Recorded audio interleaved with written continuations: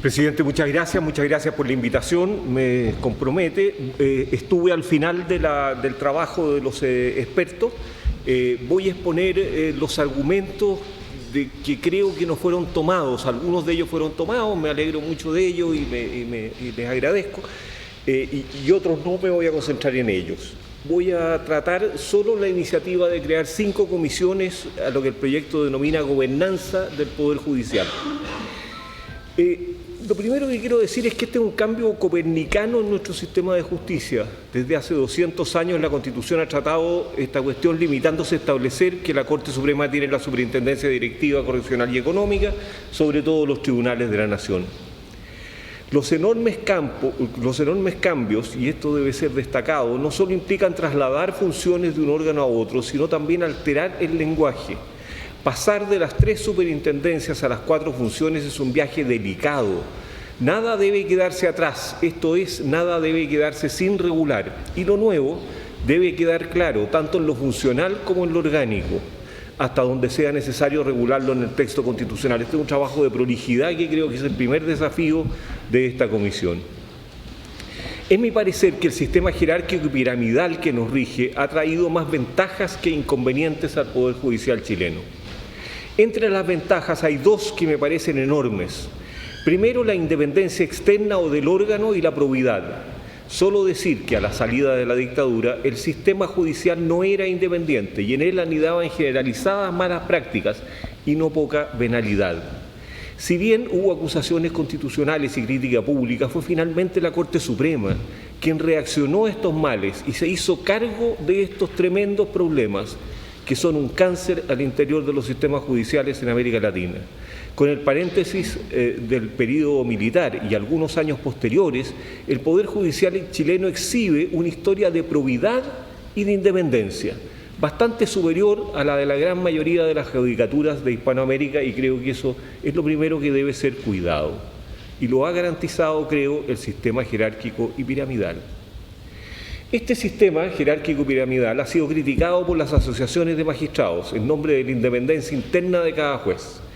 Y la Corte Suprema ha terminado por aceptar su reemplazo en aras de concentrarse en sus labores jurisdiccionales. A mí me parece que la amenaza a la independencia interna, la que vale la pena atender, radica en la discrecionalidad con que se resuelven las calificaciones y los ascensos y la falta de densidad normativa del sistema disciplinario. Nada de eso varía, al menos no necesariamente, con el hecho de cambiar de órgano que ejerce estas funciones. El cambio necesario está mucho más en la ley y en la cultura organizacional que en lo orgánico. Me parece bien el punto de partida de lo que se está proponiendo. Me parece inteligente dividir estas facultades en órganos diversos, aunque reconozcamos que ya lo están en órganos diversos. Pero tampoco me ilusiono con que estos cambios vayan a traer la anhelada independencia interna de los jueces en cuyo nombre se establecen. Veo riesgos para en cambio veo riesgos para la independencia externa y tengo aprensiones respecto de algunas de estas reglas que espero pasar a manifestar. Primero, la idea de gobernanza del Poder Judicial. Ciertamente el Poder Judicial es un sistema complejo integrado por jueces que están llamados a ser independientes. Los jueces no necesitan ni deben ser gobernados. Hablar de una gobernanza del sistema me parece conceptualmente equivocado y políticamente inapropiado. Por cierto, el sistema necesita ser administrado, los jueces nombrados y capacitados. Es la expresión gobernanza la que me parece impropia de un texto constitucional democrático. 2. El órgano coordinador de las 4 tareas. No veo por qué las 4 funciones necesiten de una que las coordine entre ellas y con la Corte Suprema. No veo para qué. ¿Qué coordinación debe haber entre la administración financiera del sistema judicial en los nombramientos que en él se produzcan?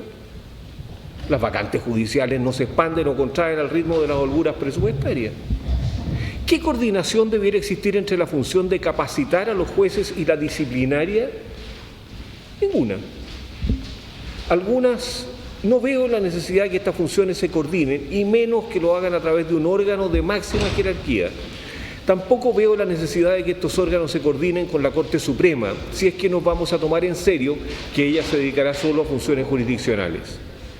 Tampoco entiendo cómo puede tener carácter consultivo este órgano, un órgano cuya función es coordinar Como el vocablo coordinar es elástico y se considera un órgano de la máxima jerarquía, estimo altamente probable que este órgano se inmiscuya en las tareas propias de cada comisión y termine esto concentrando aún más la jerarquía judicial de la que existe hoy día y se generen conflictos de competencia insalvables. No hay un suprapoder que resuelva entre el órgano coordinador y los órganos coordinados.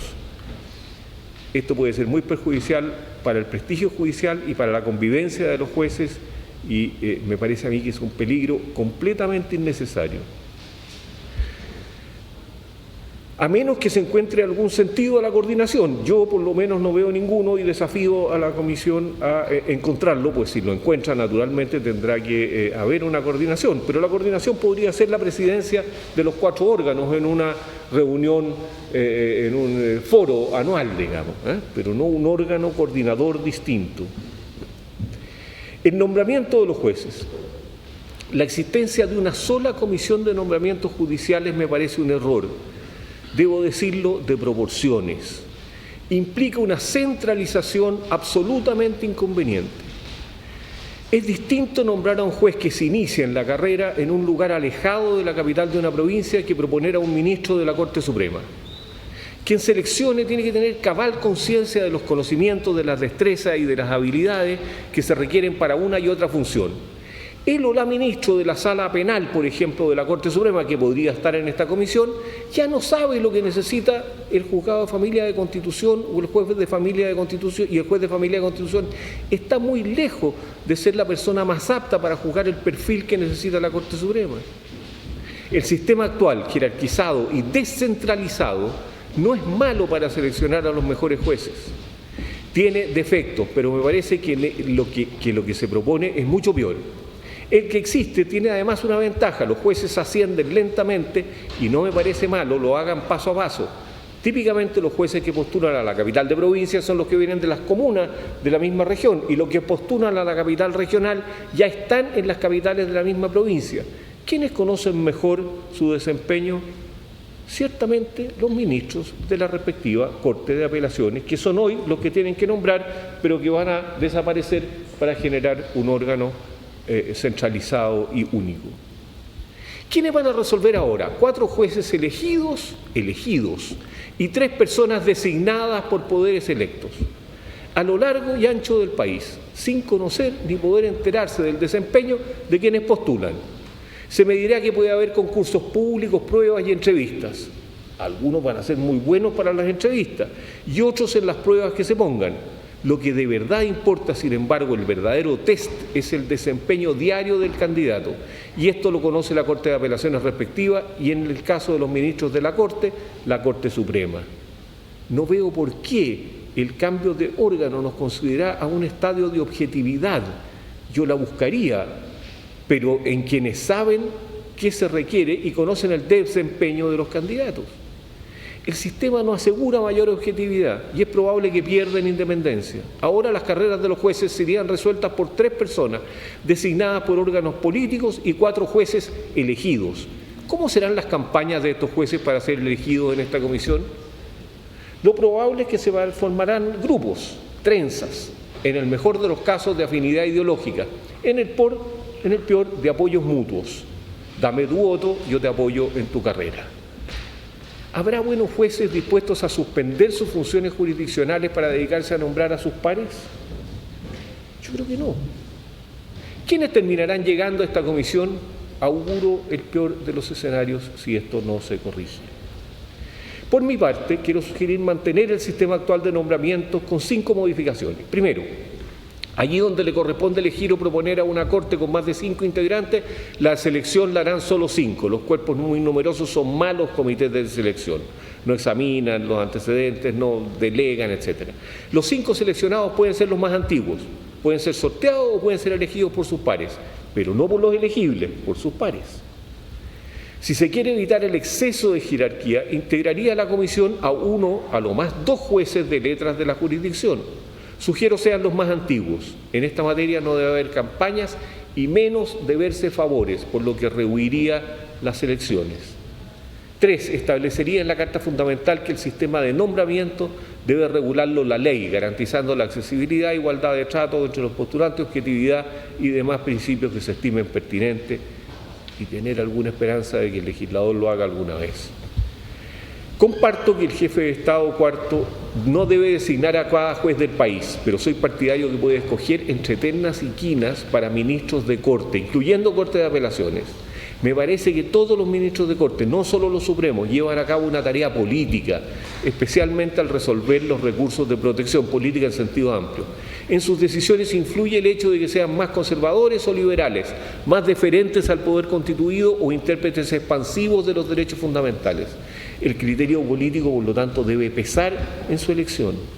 Por último, no puedo dejar de manifestar, aunque dudo convencerles, que suprimiría la participación del Senado en la designación de ministros de la Corte Suprema.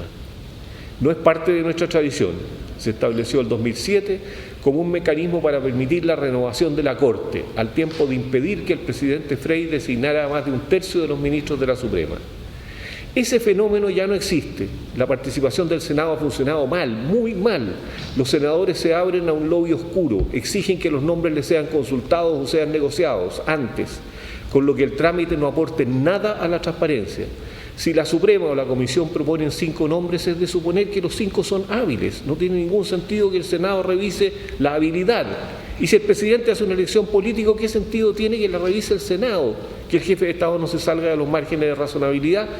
Bueno, para eso está limitado a una cinquena. Ahora se está postergando a una muy buena ministra de Corte de Apelaciones para llegar a la Corte Suprema porque no hubo acuerdo para designar a la defensora de la niñez. Esto ya llama a escándalo. El Senado debe desaparecer de estos nombramientos. 4. La función disciplinaria. Un minuto, don Jorge. ¿Ya? Un minuto. Termino entonces. No, quiero decir que la función disciplinaria yo no la trataría en el texto constitucional. En cuanto a la Comisión de Gestión Administrativa y Presupuestaria, me parece razonable lo que hay, formación y perfeccionamiento de jueces también. Y por último, en representación del Poder Judicial, quiero decir, presidente, que no logro entender esto de que la Corte Suprema represente al Poder Judicial. Al Poder Judicial lo representa el presidente de la Corte Suprema en los actos protocolares y luego no hay representación porque no hay mandato. Y por lo tanto no debe haber representación de la Corte Suprema del Poder Judicial. Eso es, presidente. Muchas gracias.